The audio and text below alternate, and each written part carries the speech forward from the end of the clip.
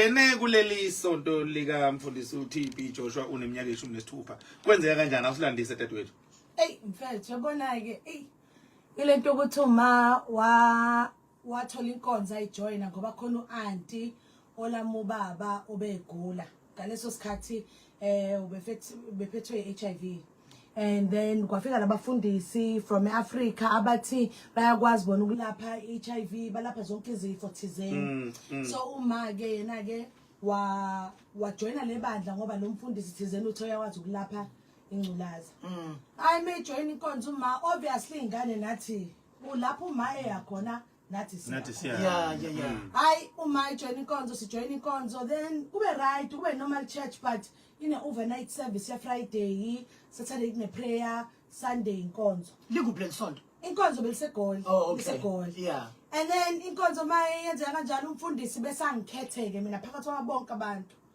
athi kuma wami phela the way they design le inkonzo ukuthi when you are close to a man of God is status yes like you are very close to uNkulunkulu yes most yeah ngoba phela isho they already groom us ukuthi uzucabanga ukuthi hayi umfundisi uyiprophet and it means ukuthi uyezwa uzwa nemicabango yakho uma ucabanga ungekho phambi kwakhe so ufuna ugade nje lento oyicabangayo whatever urepent the same time yebo so umfundisi wangikhomba wathi sihle sibisi wena you are born of the world but you're not of the world so ngifuna uzohlala emission house sicabanga ngasuka ekhaya ngayohlaliswa emission house uneminyaka emingaki la ngifunda umatric I just ngiya ku matric at that time so ngihlala emission house ngahlala emission house for some time emission house mawufika nakhona icriteria ukuthi uhlala emission house number 1 you must undergo HIV test wonke umuntu okay wonke umuntu so ngaleso sikhathi sazi ukuthi thina hayibo sitestelwa because umfundisi ayithi bathu lapha ingculaza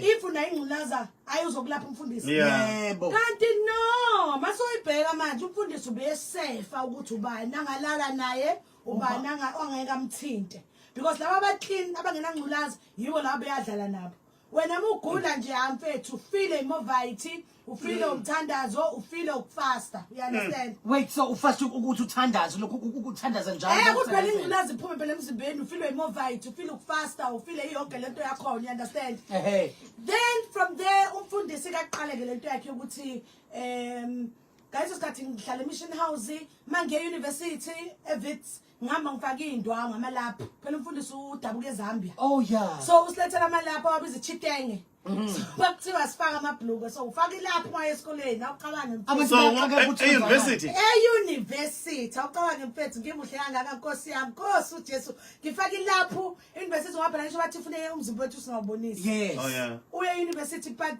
mangifika university hayi fine ufunda ubuye then it started lapho umfundisi sekasibonisa ama video walo prophet wathi TB Joshua asitshela ukuthi hayibo TB Joshua is spiritual father yakhe yeah spiritual father what does it mean hayibo spiritual father it means ukuthi le anointing anayo yena umfundisi waseZambia uyithole uTB Joshua yebo TB Joshua is spiritual father so nisho nathi ke manje mabasibonisa ama video kaTB Joshua abantu balapheka people are walking people now uyalangazelela ukuthi enkosi yami one day is one day hayi ngiqede ke varsity kube into yokuthiwa hayibo kuyahanjwa phela kune trip we Nigeria shobona spiritual father awunamanga ithini injabulo lapho hayibo wema buka at that time magiwa ku trip the excitement beyigcwele ngaphansi kuwe phela nakhona futhi for you to go to the trip ban assess ukuthi who's going who's not so ngafika no 100 bese bathatha of 100 kambe 30 kuphela okay bakhethwa kanjani bakhethwelani futhi laba bakhethwa ngaleso sikhathi sazi phela ukuthi khethwa kanjani so afike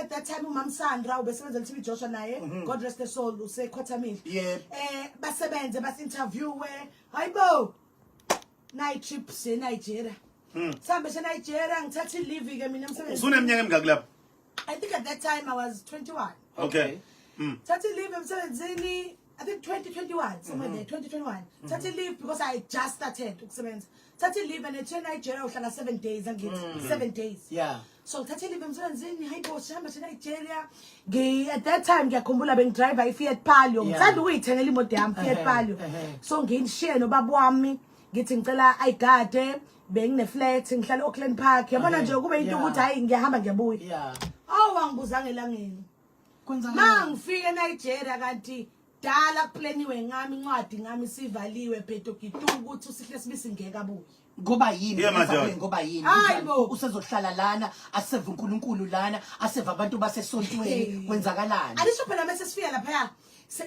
mawufika ulangazela ukubona uTB Joshua. Yes. So for ngamabomu 7 days bazogcina lapha. So every day, Monday, Tuesday, Wednesday, Thursday, Friday, nibukeliswa ama video niyagrumwa.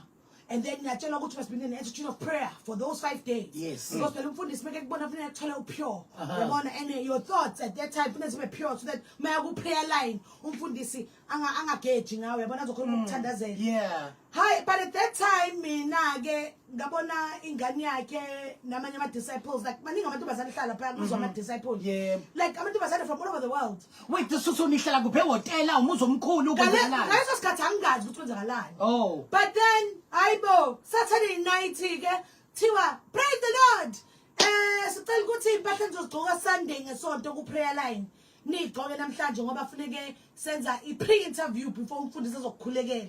So at mayidlala ku TV kubonakala ngathi it's one day. You understand? oh Yes. So if ngizogcoka le ngubo emnyama Sunday ku prayer line, Saturday night bazongicela ukuthi ngigcoke yona vele. Yeah, That's okay. pre-interview so that Sunday mase babonisa ama video all over the world bayilinka as if bang-interview on one day. Hayi nathi sivumeka hayi. Ngicela ke mina ngiyakhumbula bengifaka irogo futhi ibhook tube yami eblack phezulu namaflower enzansi but bengifake ne-shawl yakhona ngibophile phela. Pre-interview Sunday ifike. Aw Sunday hayi kumnandi phela Sunday kumnandi konzweni. To a prayer line. Mina mangena eJeda. My main issue was bengine problem yendlebe. okay I had a near operation, but I was hearing yambe inzima kancane Yeah. yabona. So ngimi lapha ne placard.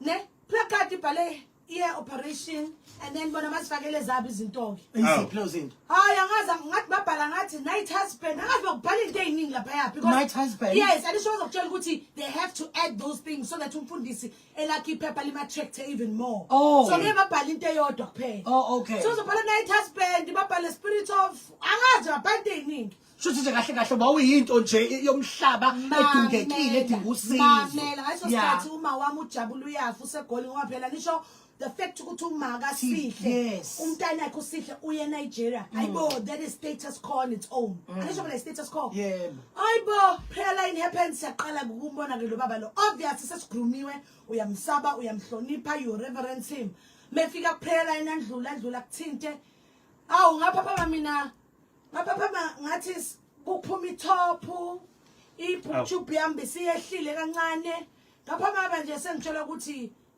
did you hear congratulations hayibo congratulations kwezakaleni like I didn't know what happened hayibo when you are staying uyasala you are So staying kwenzeka lento emva ukuthinta nje wasuvele wafana kuphela not of everybody like ngavele ngoba ushaya i-blackout bese Ngoba mnyama, yeah. kube mnyama nje ushaya i-blackout bese uyavuka like kodwa mawuvuka abantu bakushaya izandla ukuthi hayibo when you're the chosen one you're God's chosen one you will be the first black South African ezohlala esontweni Cheers.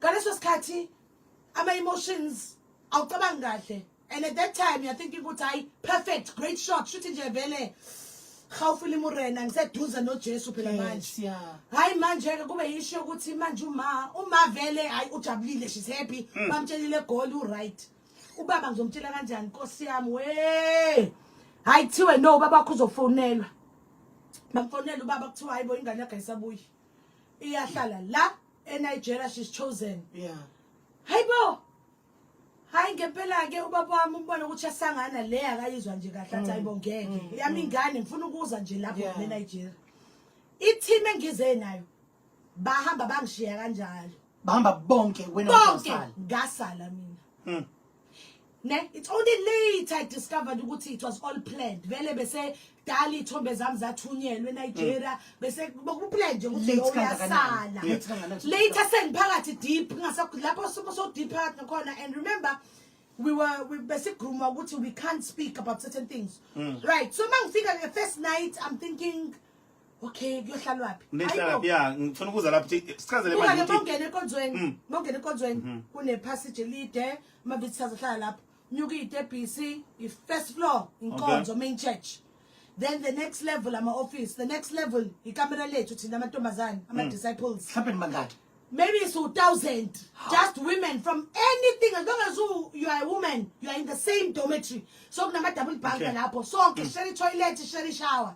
The next floor, yonke floor, ega nkosikazi ka TV Joshua uhlala yedwa nezingane zakhe kuleyo floor. Okay. The next floor, abafana bodwa. And then from there, my office. Bese le the last floor, uTB Joshua lapha yedwa. Uhlala yedwa yena lapha. Uhlala yedwa lapho uhlala ehamba nabafana bakhe la abamgadile. Okay. So mawufika the first 2 weeks I was treated very nice. Okay. First 2 weeks I'm from South Africa, the first black South African. Bang introduced her to the first white South Africans. One wabo bekakhona ku BBC documentary name Angel. Yeah, Angela and she was there. So now she was the first white South African. So now she knew how to entice me ukuthi ngihlale la. Yabona. Hi, you know, you are close to God. What you are. Awu uyaphela 2 weeks angibuzanga elangeni. Kwenzakalani? Sleep deprivation. Tiwa, nobody sleeps if daddy is not sleeping. Unamanga, so anivumelekile ukulala noma inini. Ayibo ngeke uvela uthi ngikhathele ngifuna ukuyolala. No ways, you will be in trouble. Udade akakalali. Udade makuthiwa udade akalali, awulali nje. You have to be funeka ubonakala ubhizi wenza something. So mina automatically because ngiyacula vela I was put in the praise team by busy choristers. Yes. Bengu choristers and then from the choristers bangisebenzisa ku admin department yabo. So during the day mangekho ku admin ngiku rehearse ama cell phone maningi lapha yana abantu bamafona you are picking up the call yabona nje kubhizi kunebhizi nje yeah. Okay. Awuna cell phone passport ithathiwe. Passport cell phones sontweni. So basically you can't have communication nabantu nomndeni wakho abangaphansi komhlaba futhi abangaphandle komhlaba kwaleli sonto. Nothing. So umuntu befuna ukukhuluma nawe they have to go through the process of writing an email to daddy. What? Ukuthi sicela ukukhuluma noSihle. Uzofona isikhathi sokuthi. Mawufona uzofona ibanje omunye usho ukuthi nakhona futhi basikhuluma lapha by that time you speak pidgin English. So when you are phone lapha hello can I speak to Sihle? Hello ma how are you? Sesikhuluma. Yeah. Hello? Yeah, mina ngizophendula. Yes ma, how can I help you? I want to speak to my daughter. Sorry ma, I can't hear you. Sorry ma. Why? For you to drop the phone. Because at that point you can't easily get hold of me. Do you understand? Sometimes the phone and ngikuzwa I want to speak to Sihle. Hey mommy, sorry. You can't speak to Sister Sihle right now. Sister Sihle is in prayer. Please phone later. Thank you too. Wait, ngoba yini indaba bengafuni ukukhuluma nani? Because there's protocol, everything must be done through TB Joshua. Awukwazi mawufuna ukuyolala noma ungagula noma ungathini ufuna ukuqala permission uTB Joshua bekana ama slips amancane yabona ama papers amancane makuthiwa ngifuna ukuyolala funeke I must find a chance lapho ngizomthola khona mangimbona nje ngisho ukuthi daddy I'm very tired can I go sleep kuba uyena ozothi yes or no makathe yes uzothatha iphepha elincane elibhala lisign then mina funeke ngilithathe ngilibonisa lo phethe signature yakhe I home room ukuthi nayi mina ngine pass yokuyolala Mawufuniwe imali funa ukuthola ipass everything must be signed for ipass without the pass nothing happens. Sicela ubuye la ngobusuku bokuqala ke uthi usuyaqala ke manje usuyabizwa ke endlini enkulu. So obviously by then you are there 1 month but then now mina because I'm very curious. Lento ukuthi hayibo masihlele egumbini sometimes ngoba beke ndalidela lalanga une phone egumbini. Sometimes the phone mayikhala iyabanjwa kodwa umuntu bekhuluma umuze khuluma uza nje drop your phone bese kuthiwa sister so and so oya daddy is calling you but angeke bakutshela ukuthi ukubizela kuphi so ubona umuntu babathi someone daddy is calling you uphumela ngaphandle nawe so now I'm thinking why abantu babizwa mina ngingabizwa nkosi yami mina ngibizwa nini anisho phela you anisho ile nto manje competition yes and to show you ukuthi he wanted to divide and rule us and make sure ukuthi asithembani every night lapha yabo kune meeting every single night Okay eyani meeting yokuthi sizopayisana phela yini ukupayisa sizocebana phela so ngizothi daddy ngiphamise isandla nithi daddy Sal Beyonce today came to me and told me that yesterday you gave her an apple. Oh. How can you do that, Sal Beyonce? Huh? Do you not have respect for what daddy does with you? Why don't you tell everybody? So, for the first time you are exposed to seeing abantu beqhenywa because there are certain things that you can't share with certain people. So when you are exposing certain things, so that is why even if you know ubaba udaddy did something to you, uzozithulela uvala umlomo uthi twi because awufuna ukushaywa phela nawe ngoba phela mawupayisa uzoshaywa. Then the fateful night happened where one day kwathiwa Sister Sihle daddy is calling you. Hayi ngiphume ngithi mina so bokhona usisi okubizwa uBisola ukhona ku documentary naye uBisola shows the pimp uyena ke ube lapha yana uyena bekhetha ukuthi namhlanje kuyabani akuyibani or whatever uye besebenzisana no TB Joshua documentary and I think we've come a long way no Bisola because we had to sit down and actually make peace. She had to apologize to all of us because Masenzi reunion we all found out how can talk as a day so Bisola but she was benefiting at the end of the day.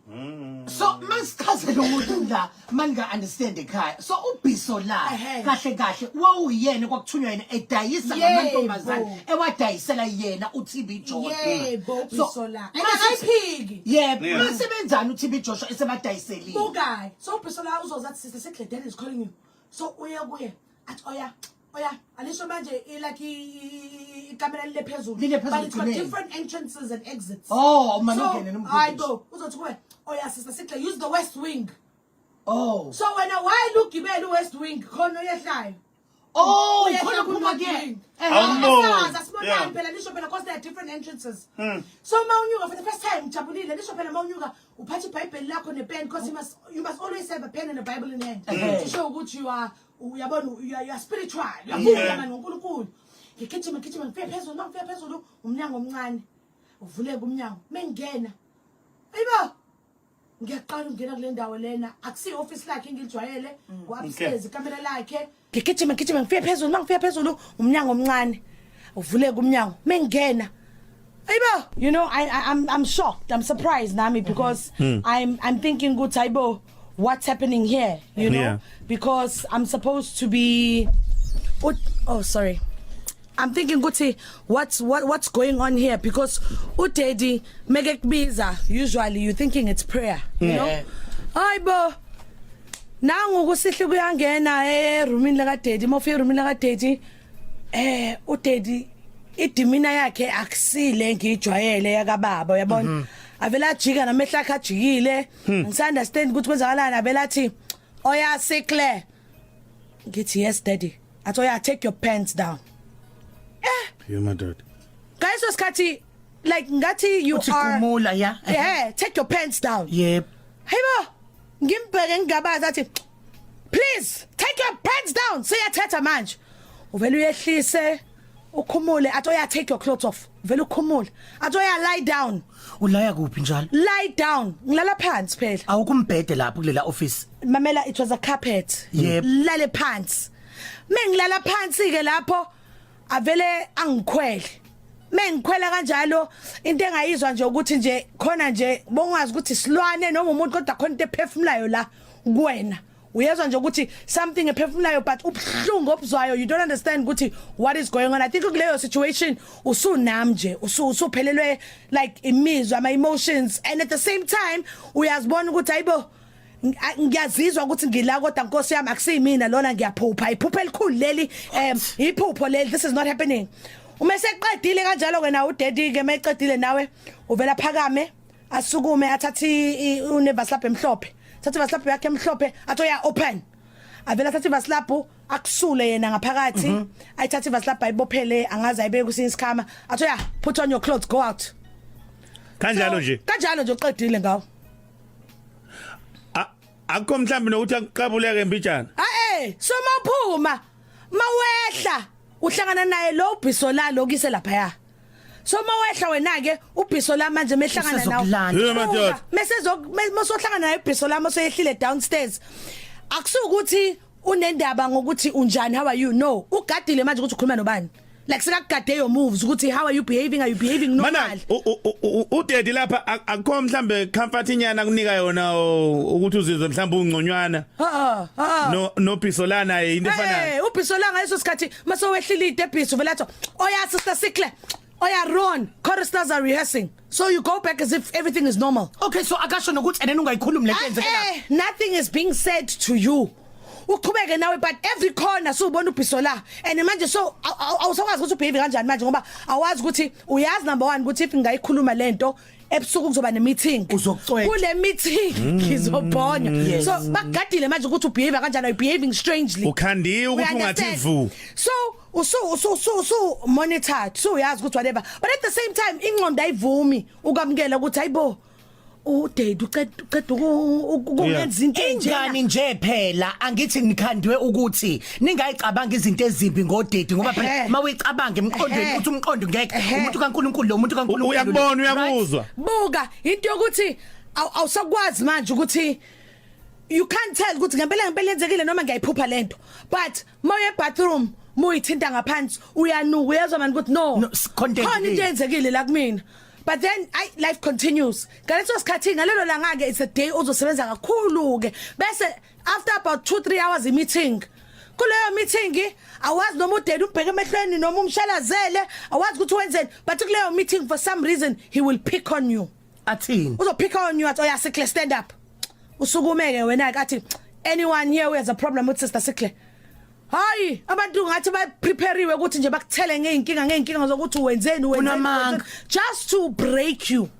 And they are doing all of this to break you mentally, emotionally, spiritually ukuthi nje ubone ukuthi ubone ukuthi la ekhaya whatever happens one awutshela umuntu number 2 udedi maseshuba akalithathela igama ngathi khathi you're hoping ukuthi uzokholwa wena because hey Bob dedi uqeda ukunginyukubeza le ngaphezulu lutho nix akakubona ukuthi isivaseli bigger isibhodo ukwenza lokho wakwenza lokho kuwena kangaka wakwenza kanye waqeda ngawe or noma waphinde futhi kwaqhubeka no kwaba into eqhubekayo ukuthi nje uyazi nje makuthiwa Sister Sikhle daddy is calling you mabathi Sister Sikhle daddy is calling you and then mabathi 5 story yebo uyazi ke 5 story usiyona ukubeka uyazi ukuthi hayi sokuzoyenzeka it's going to happen. I mean even it happened nase crusade saya ku crusade na eSingapore it happened nakhona futhi lapho. I mean udedi bikalala in a different hotel from us but then you will get a call in your room ukuba ngasikhathi mina ke so funny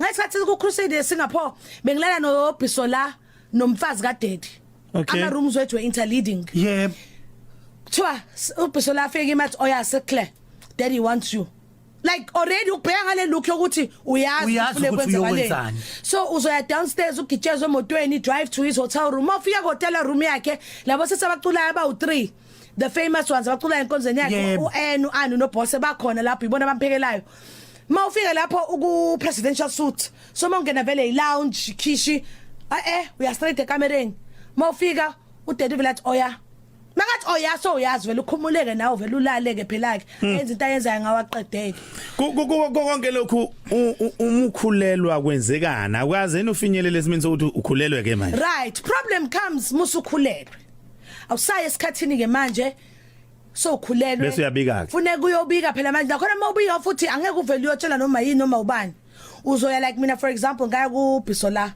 ngathi Sister Bisola siyo hey this my period is not coming again to Sister Bisola for how long ngithi it hasn't been coming this whole month I not get it again so most people bazo to Sihle speech yazi lapha pidgin English I stayed in Nigeria guys ngiyazela lapho yes then that's when I discovered ukuthi kune clinic underground esontweni unamanga engazi ngayo underground yabona lapha nima khona nthandaza nithi Jesus is Lord ikule auditorium underground lapho kune clinic full fledged clinic kuno nurse kuno dokotela full fledged wangithatha uBisola ngaya lapha eNzansi bathi oyaphi bathatha pregnancy stick but mayithi positive oya no problem oya sleep on the bed now so uyalaliswa embedeni full fledged clinic I can still yabona ngiba traumatized mengicabanga because mina lapha enkonzweni I had 3 abortions 3 abortions because ngathi Josh bakhiphisa isisu kathathu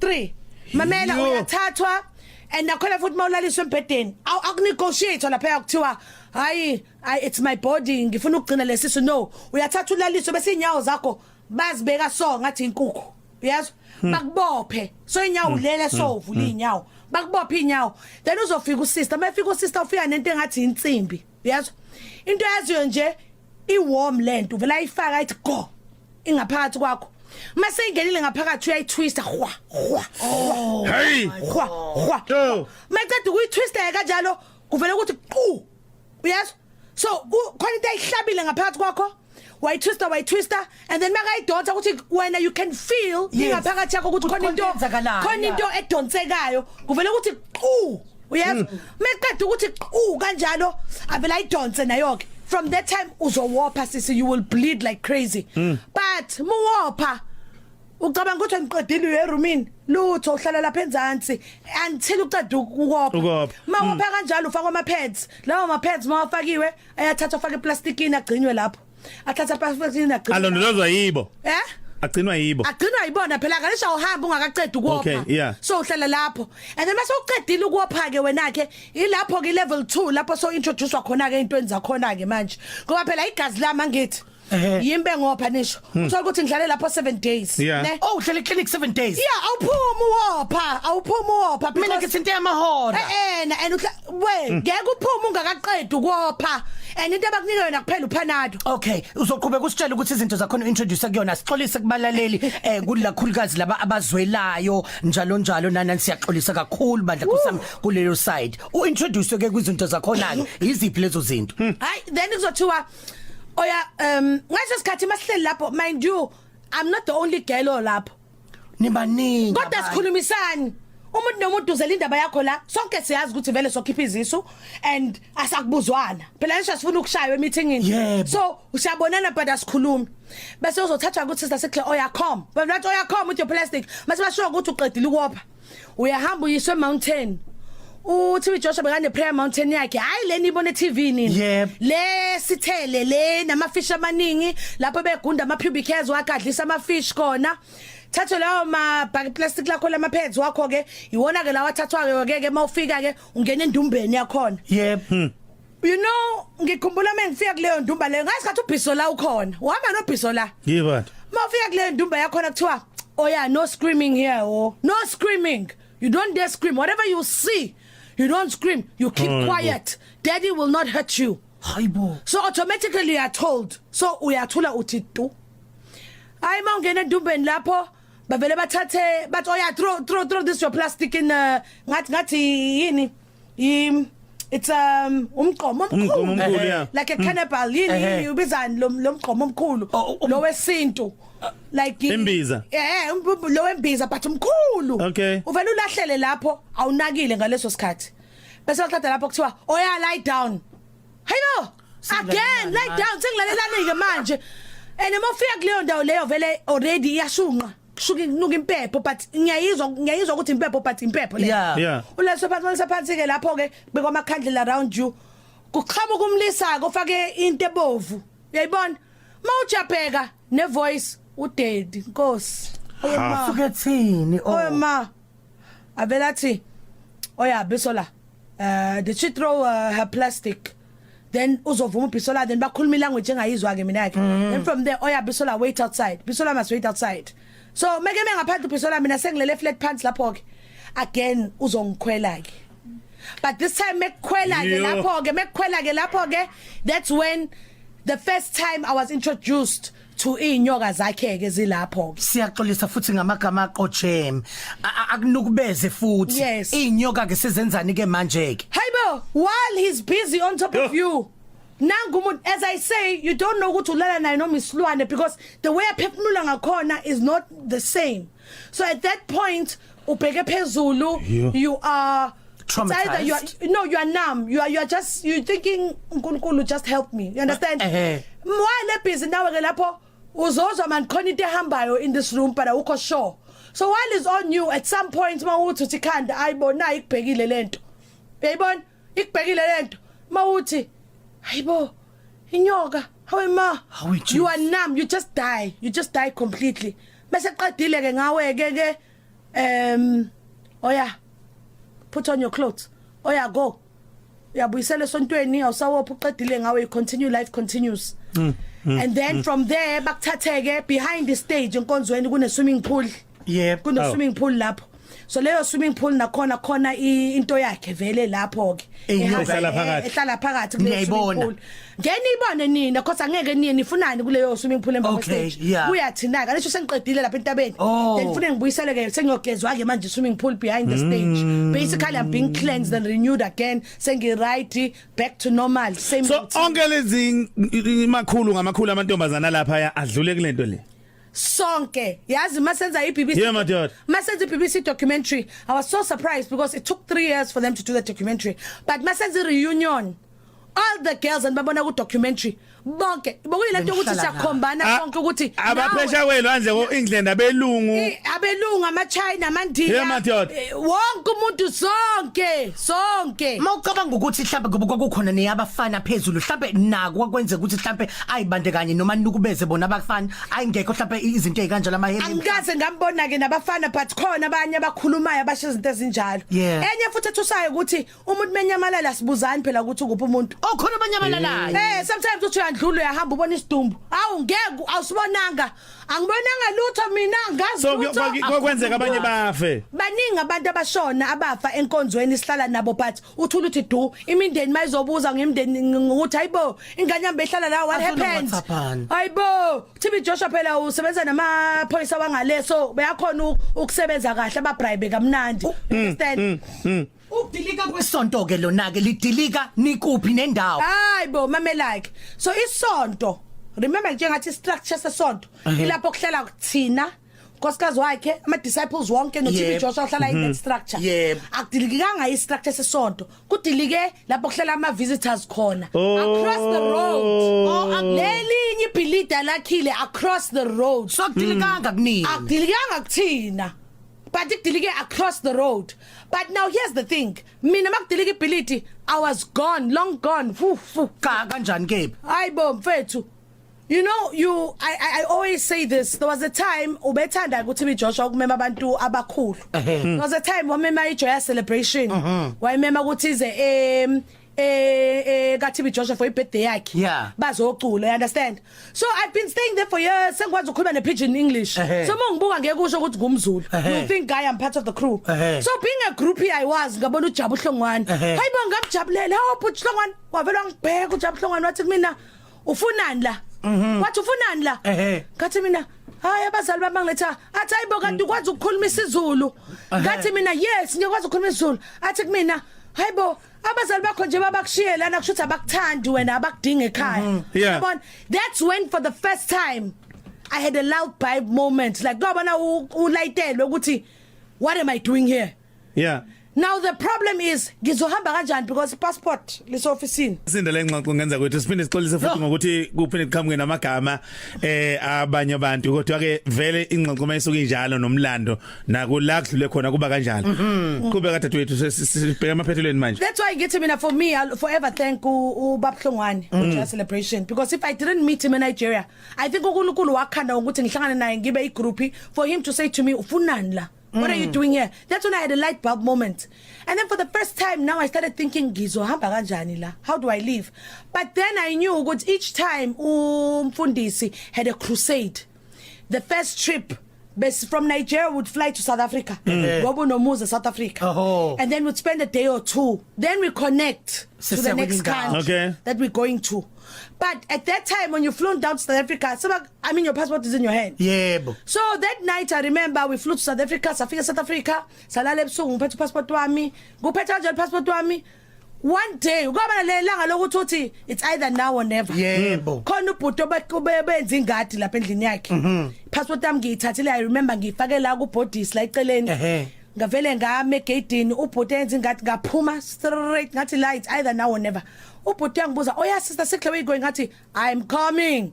Sister Sikhle ngathi come mamela akusingagijima yaso ngamisa imoto first car I stopped ngangena phakathi ngathi kumina drive manje umlungu lo uthukile what's happening please just drive ngishiya phone ngishiya everything impahla zami kwasandla the only thing I had on me was my passport I can't go home ngoba uma wami phela ke she's part of the church she's a head pastor umthemba kakhulu baba emanzwani namanje noma till today uma wami wangifakela protection order 4 years ago wafakela mina nezingane zami protection order ukuthi until I go back ngixolise ngithi hayi amanga it didn't happen akangidingi so ngoba ukhuluma kabi udedi manje so anzazwani ke nomama angimkhulumi kabi ngikhuluma about the pain nokuyukubeza that I went through all I wanted mina and everything I've ever seeked for was I'm sorry for taking you to the church khona isikhoma siphethe sengane isikhoma sikabani lesi this bag is my daughter's bag isikhoma sengane yakho so my daughter